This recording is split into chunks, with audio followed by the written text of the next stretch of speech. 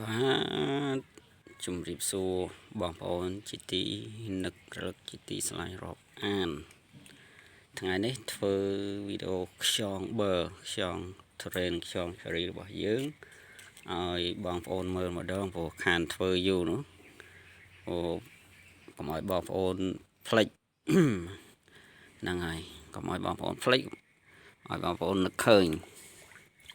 ថាការចិញ្ចឹម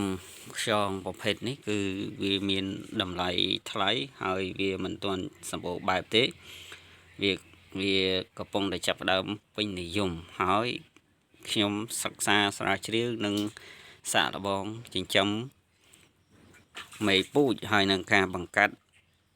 ទៅជាខ្យងហ្នឹងគឺខ្ញុំឃើញថាវាល្អហើយវាងាយស្រួលក្នុងការថែទាំអានេះកូនរបស់វាបងប្អូនបាទវាមានធ្លាក់មួយដែលយើងបេះពងវានៅតាមតង់ហ្នឹងហើយវា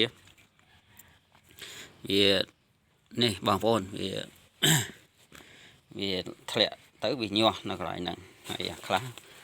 ក៏វាអាចបាទវាធ្លាក់ទៅក្រៅទៅអីវាទៅពងនៅក្រៅនោះមានអ្នកពងនៅក្រៅទៀតនេះអានេះទៅដល់ណាដល់ណីហ្នឹងនេះឃើញតែពងនៅក្រៅបាទបាត់ខ្យងវាដល់ណាហើយអញ្ចឹងខ្យងនេះតែ3ខែបានលក់ហើយបងប្អូនប្រមូលផលបានហើយណា3ខែយើងអាចប្រមូលផលបានហើយនេះតាមការសិក្សាស្រាវជ្រាវរបស់ខ្ញុំគឺវាស៊ីពេលតែ3ខែទេគឺយើងបានប្រមូលផលហើយបាទហើយអានេះគឺកូននឹងការប្រកាត់ពងហើយយើងយកមកដាក់នៅក្នុងនេះទាំងអស់បាទគឺយើងដាក់ក្នុងនេះទាំងអស់នេះបងប្អូនអាចមើលបាននេះឲ្យរញ៉ាយទាំងអស់នេះនៅនេះបាទសិតតែកូនខ្យងនេះណាបងប្អូនមានអាទូចមានអាធំណាដែលយើងយកមកដាក់ហើយនេះបានមួយខែកន្លះហើយបាទធំប៉ុនមេដៃនេះមួយខែកន្លះហើយអញ្ចឹងមួយខែកន្លះទៀតគឺយើងអាចចាប់ផ្ដើមប្រមូលផលបានហើយអាធំប៉ុនមេដៃនេះបាទតែវាធំចេះហើយវាលឿនហើយតែនៅទូចទេវាយឺតណាតែទូចវាយឺតហើយច្រើនណាបងប្អូនបាទច្រើនមែនតើគឺវាលងែនតង់តែម្ដងតង់នេះ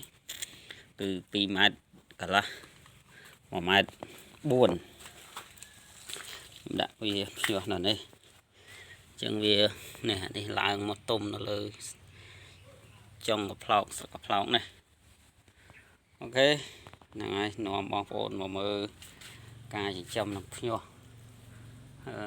ខ្យងបឺខ្យងត្រេនខ្យងឆេរីរបស់យើងហ្នឹងហើយចែករំលែកជូនបងប្អូនយើងប៉ុណ្ណឹងហើយ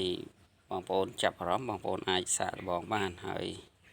វាងាយស្រួលចិញ្ចឹមងាយស្រួលថែទាំទេបងប្អូនបាទមួយខែកន្លះអីយើងលាងទឹកម្ដងហើយចំណីបន្លែគ្រប់មុខវាស៊ីទាំងអស់វាអត់រើសណាវាអត់រើសទេបងប្អូនណាអត់រើសហើយវាធំណាមិនមែនទូចទេណាបងប្អូនប៉ុនមេដៃអត់ខ្វះជាងមេដៃទេបាទវាមានច្រើន